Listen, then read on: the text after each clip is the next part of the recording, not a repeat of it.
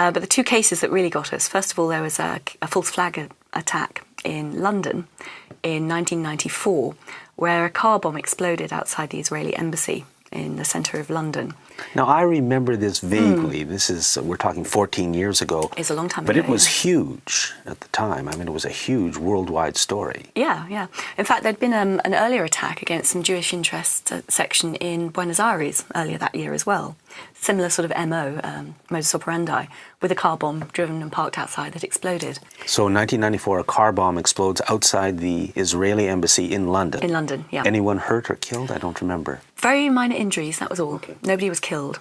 And it was a very sophisticated device. It appeared to eat itself, eat all the forensics. Now, this is very, very rare. Even the IRA, which is a very sophisticated terrorist organisation, could not make bombs that effective. So it looked like a, sort of fairly technical person had put that together.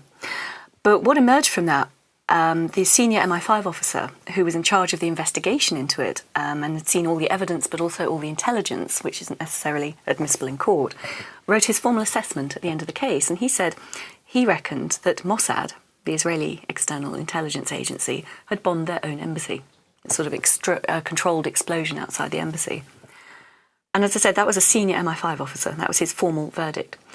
If you read that on the internet now, you would say that sounds like some mad conspiracy theory. But it wasn't. This was the official position of MI5. And he said that they did it for two reasons. One, they were always hassling MI5 for increased security around their embassy and other interests in London. Because, of course, London had a reputation of giving safe haven to Arab dissidents from around the world at that point. And MI5 kept saying, well, there's no reason to increase the threat assessment. You don't need extra protection. So letting off a controlled explosion outside, of course, they immediately got what they wanted there. But crucially, two innocent Palestinians were arrested, charged and convicted of conspiracy to cause that attack. And they were very active in a Palestinian support network in London, political campaigning for the people on the West Bank and the Gaza Strip. And they were gaining some traction in the media. They were getting quite a lot of support.